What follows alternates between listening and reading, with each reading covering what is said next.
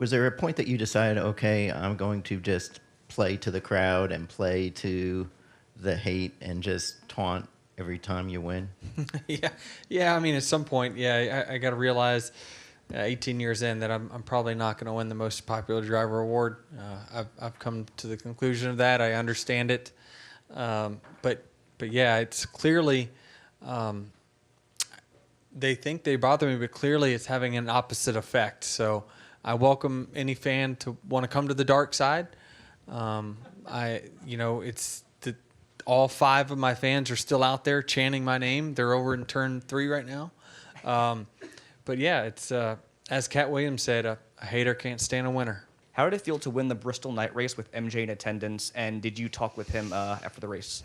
I have not. No. It was a big weekend for the 45 car and with Jay Balvin on the car and that collab. So I was being a fanboy in the middle of practice. I'm taking pictures of Tyler Reddick's suit, texting the guys to make sure I get that suit after this weekend. So it's really cool, the kind of the crossover stuff they're doing. But I'm jealous at times of the paint schemes, jealous of the MJ stuff that Tyler gets to run. But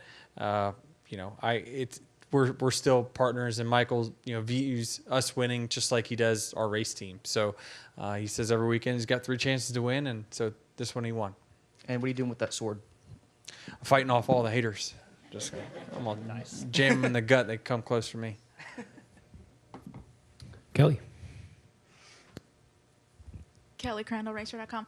Denny, you've said it a few times now, and you have tonight, which is this year feels different. If you keep knocking, eventually the door is going to open up.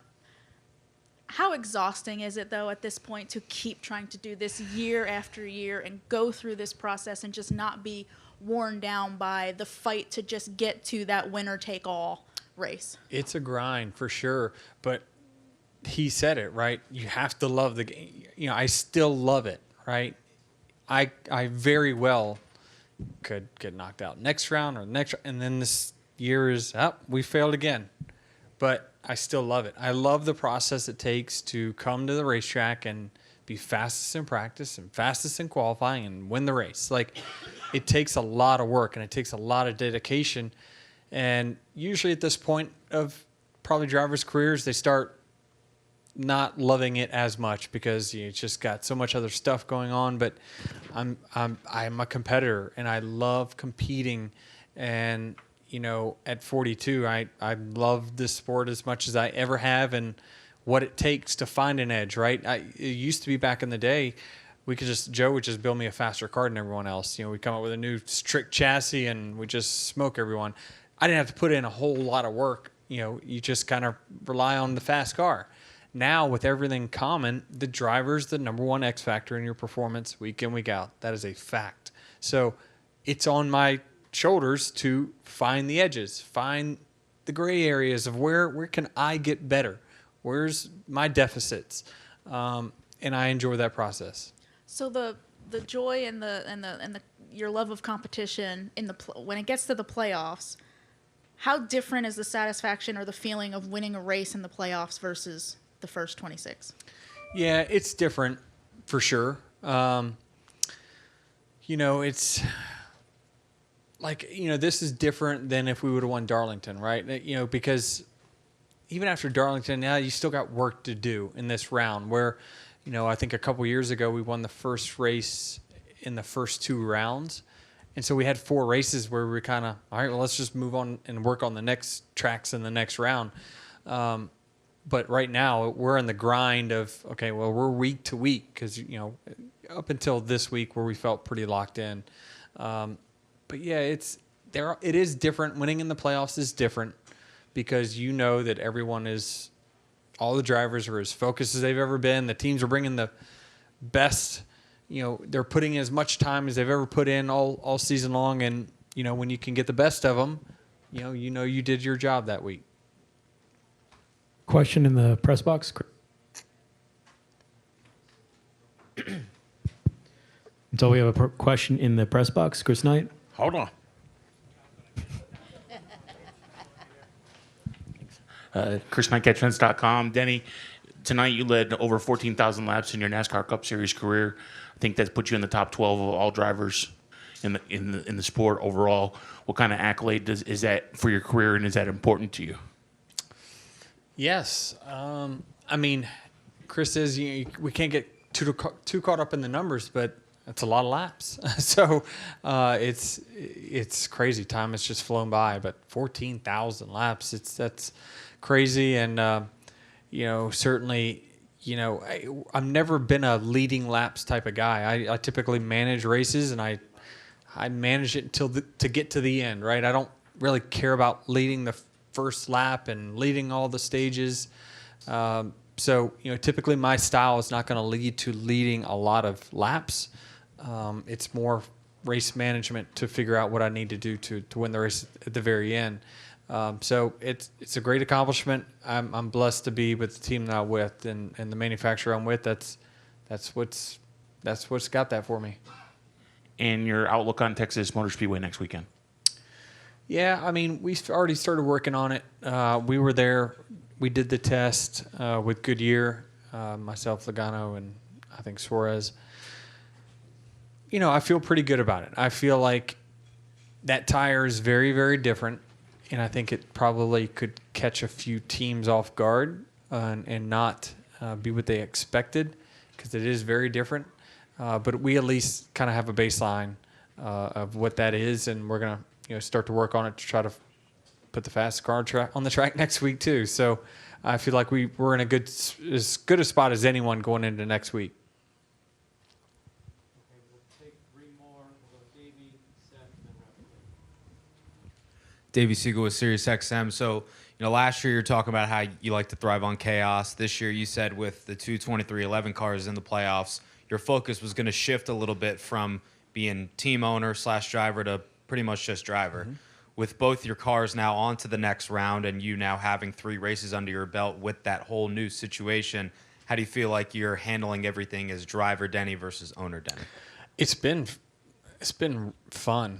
I mean, the last few weeks I've honestly, there's more to it than that too. Like any, personal service deals that I have, sponsor obligations, my team always front loads all that stuff before the playoffs. That way, get all my obligations done. That way I have more time these last 10 races, to focus on the small details that, that you don't always look at during the regular season. It just fine tuning, right? It's just more time to massage your craft or the car or information you have with your team. So for me to kind of put 2311 a little bit on the back burner here the last 10, it's been awesome. I've actually had a few afternoons where I was able to sit down and not do anything, which is fabulous. So it's been refreshing for sure. I've had more time to hang out with friends and play golf if I want to, or basketball leagues started back up. My team's undefeated there. We're on a roll.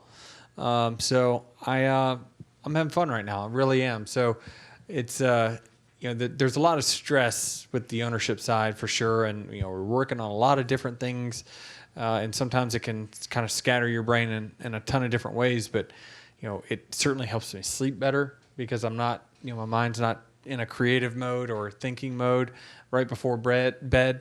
There's a lot of benefits, and obviously on track's been really good the last 3 weeks. Seth?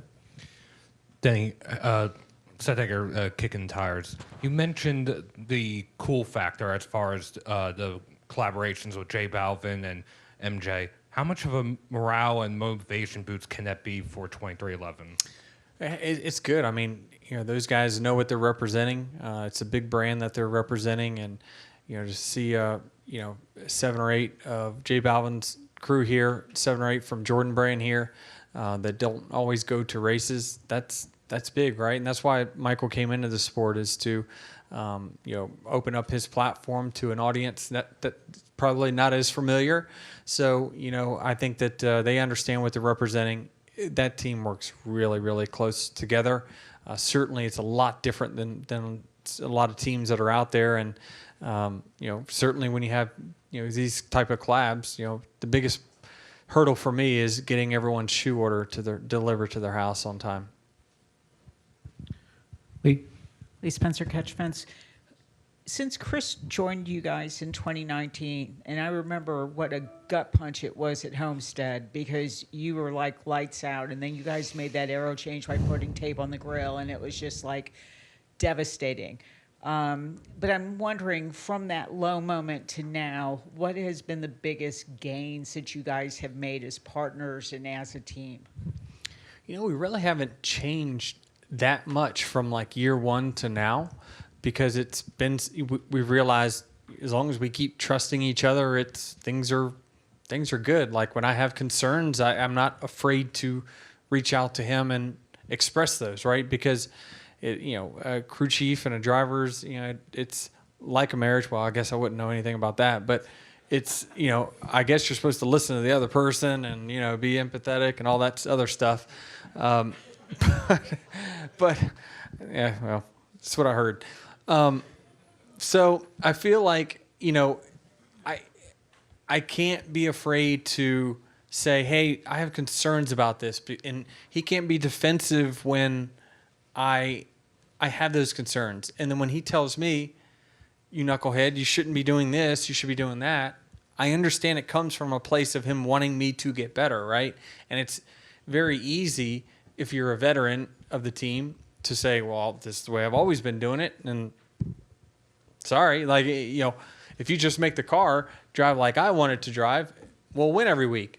Well, his job is to say, well, perhaps you should adjust as well. And that's what makes this relationship really work well, is that we trust each other and we're pushing each other to be better.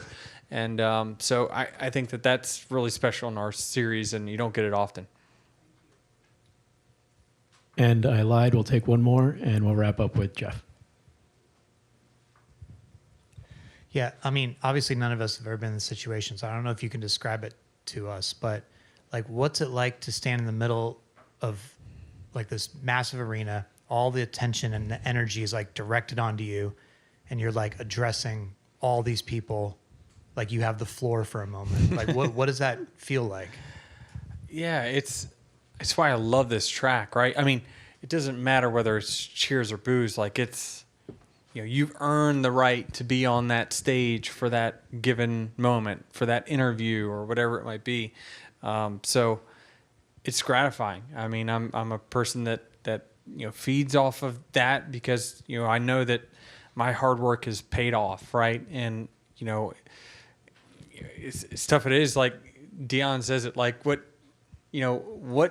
about me thinks I care about what you think about me, because it's not the same opinion that I have of myself, right? So I know who I am. I know, how I treat people, and it's okay, right? It's okay to have fandom one way or another, but to have just electricity, that's fun. This is a really fun moment in sports, and it's really fun in NASCAR to have that many fans passionate one way or another, right? That's good for our sport.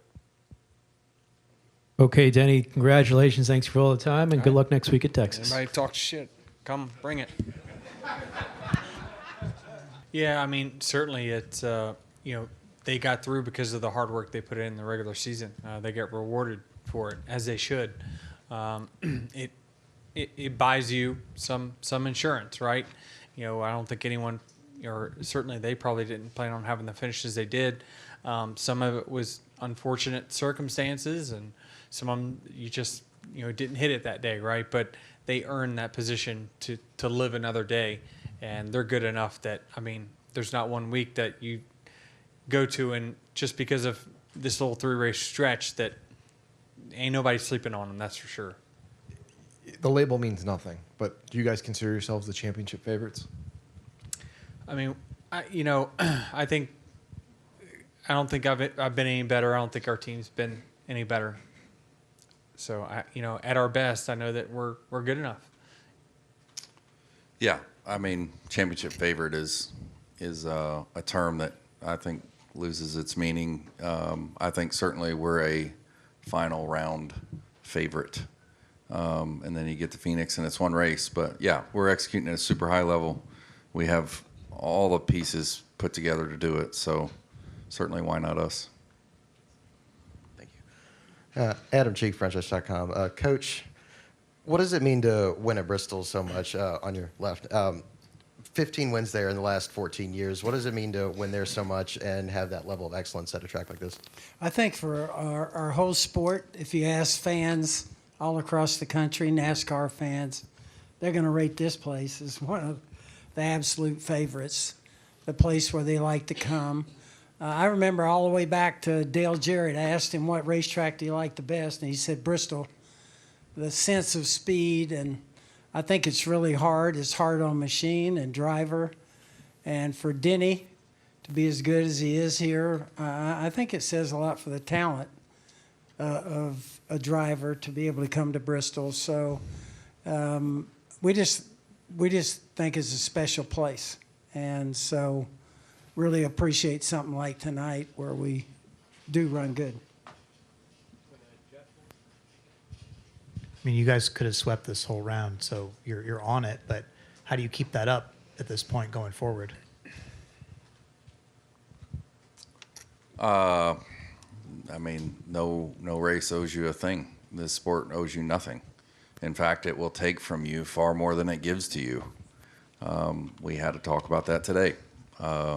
So you just have to do it for the love of the game and show up every week as prepared as you can show up, and thankful that you get to play a game for a living at the sport's top level, and you have all the pieces that it takes to achieve greatness. And whether you get it or not, you know, that in the grand scheme of things isn't necessarily what it's all about. And we're going to keep taking that approach. It's been working well for us, and see how it goes. I think we definitely have all that it takes to do it. Zach Sternale, NASCAR.com. Denny, Bubba entered knowing that Bubba was 19 points out. He points his way into this next round on merit. This, especially after crashing at Kansas, this could have been a really heavy weight for him. To see him overcome that, how significant is that for you as the car owner to have seen his growth to this point? Yeah, I'm really happy with, where that team is progressing to, and, really happy for Bubba. I don't think he's the highest he's ever finished is 20-something in points. So he's doing well. He's really working on his craft, and he's doing all the right things, and he's studying the right things, and he's really working with the team well. Him and Tyler are working really well together, and yeah, I'm very happy with the trajectory that whole organization's on. I mean, that's just not 3 years complete. To have two cars now in the round of 12 is very, very humbling, and certainly our goal going into the year was to have two cars in the playoffs, and now to have two in the next round, this is just icing on the cake. This is nothing but bonus from here on out. Are there any more questions for Chris Gabehart? We'll go to Dustin. Dustin Long, NBC Sports. Chris, I don't recall hearing you talk about for love of the game as much as you have tonight. And I'm curious, is that something you've always had, maybe I've just missed, or is that a new idea, philosophy? Obviously, with this team, every year you guys are so strong. We talk about how strong you guys are, and then, what happens. So is that more of a philosophy or way to the mantra for the team this year in a sense? It's just a reminder for myself. Listen, there's no way you can perform at this level as well as this team does and not love the game. It's impossible. You cannot put in the amount of effort that it takes to compete at this level without an extreme amount of passion for what you do. It's impossible. But I think sometimes we let the numbers and the Kansas wins that slip away and the Darlington wins that slip away, and you lose the pole by 0.008 of a second. You get caught up in the numbers. You get caught up in the details. And the details and the love for the pursuit of perfection is what brings you to the opportunities to win. They do not guarantee it. And again, they will take it from you. This sport will take it from you more than it gives it to you. But I think it's just important to keep focus on how lucky we are to do what we do. And even on your worst days, things won't be that bad. And I just think that's an important message for everybody, not just our team, but It's certainly a great spot to be in, and I don't take it lightly. And for you and Denny, you referenced Kansas, but you both talked about how last week was 60, and how many of those opportunities you hadn't won. And I 20 think, of 61 now. but see, you always hear that you shouldn't say the negative aspect, because that's the thing that gets stuck in your head. And that's, if I'm the crew chief, I say don't go long on the box, then that's the last thing you hear. So if you guys are focusing on the races that you lose, are you not doing more damage to yourself? And like I said, that's why I was kind of intrigued about this For the Love of the Game, because you guys talk about how much you've lost all these races. Yeah, but from my standpoint, it's like, since we've been together, to have 61 opportunities to win, like, that just shows that what we have is pretty special. And yeah, it is. But it also shows you that, how unpredictable the sport can be, right? I mean, how much of a team aspect. I've said this a billion times. Other sports, your competitors make a mistake, boom, you pounce, you capitalize. In our sport, Chris Buescher blows a tire, and it caused us a win. So it's like, it happens in our sports. You're not going to win 100% of the time that you've got the best car or a car capable of winning. We're on a 30% clip right now. It's okay. I mean, it's really hard, really, in the next gen era more than ever. I think with the Gen 6 car, your win rate should be probably a little higher than that. But everyone's so close nowadays, track positions, everything, restarts, blah, blah, blah. 30%'s not terrible. It isn't. We definitely can get caught up, and man, we should have had that one. But we keep showing up like we're doing. These nights happen because we just keep showing up. We keep giving ourselves more opportunities. And if over the next 7 weeks, he gives me a car rated number 1 all 7 weeks, by the numbers, we should win 2.5 of them, right? So we're still in a really good position, and certainly I don't take for granted that we put in a lot of work to do this. This doesn't, as Chris says, doesn't happen by accident, right? We're clearly doing something right, and but at times you do have to remind yourself that it is a game. We get to do what we love, and I still love it as much as I ever have. I do. And a lot of it is because I show up every week knowing I can win.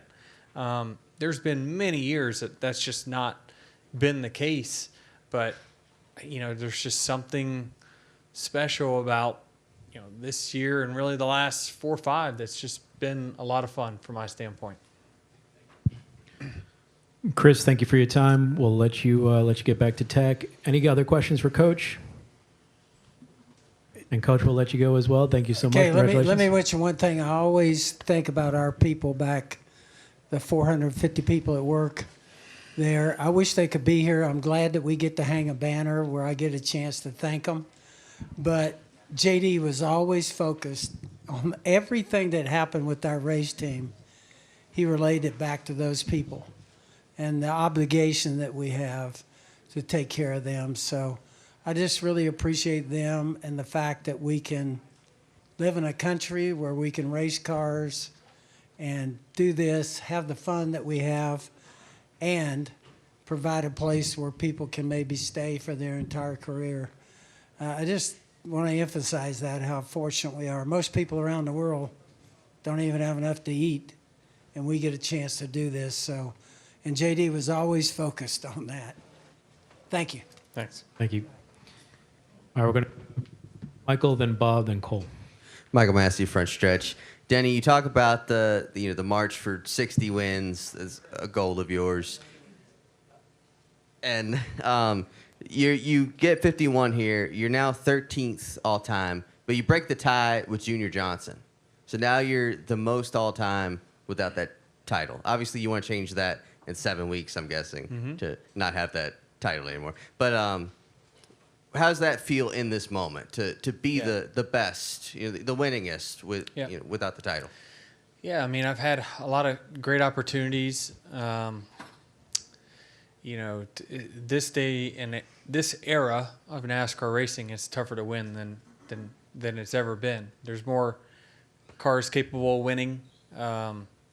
We all run the same parts and pieces nowadays, so finding an edge is so difficult. We all share each other's data, so there is no secrets for drivers anymore. Like, it's just to find edges, it's really, really difficult. So for me, I feel very blessed and honored to have the amount of wins that we've had in this era of NASCAR racing. I've been blessed to be with Joe Gibbs. Honestly, I didn't have to go with an up and coming team. I went straight to Cup in a race winning car. I wasn't race winning when I got in it, but the team was, right. So I never really had to cut my teeth for years with a lesser organization. So that's carried me. JGR's team, the 450 people we talked about, the shop, built me the fastest cars for decades, and then now we're racing NASCAR's car and still being successful, right? So it's really cool to win on all kinds of different tracks with different cars with different tires with all this different stuff, and we still find a way to adapt and win. So certainly, it's nights like tonight are certainly pleasing after having a couple weeks of like, darn, we should have got them, right? Keep knocking on the door, keep showing up, keep making it to the Final Four. Eventually, your number will be called, and hopefully, this is the year for it to be called. Bob Hawkins, Fox Sports. I had a couple. The first, it looks like it could come down to you and Larson. You guys are both the most consistent, it seems like, with speed. What are you going to have to do to beat him over the next 7 weeks? Well, I'm not looking to beat him over the next 7 weeks. I'm just looking to try to get there, trying to get to Phoenix. Once we get there, then I'll focus on what it will take to be the best that day. It's not him, it's us, right? We know week in, week out, if we are at our best, we can't be beat. I just don't think so. But you just never know. You just never know. But the process, I don't want to keep skipping ahead of the next round and the next round. I can't. There's no way I can focus on Phoenix right now because there's too many unknowns between now and then. But certainly, this year is different. And I told you guys before the playoffs started, this year just feels different with the capabilities of our team and the speed we're showing. So, we've raced head to head the last 3 weeks, right? And it's been kind of 1-2, 1-2, 1-2. So we don't. Anything can happen, and certainly he's not looking at me over the next 6 weeks, and there's no way I can look at him. We just have to figure out how we're going to get there with a shot.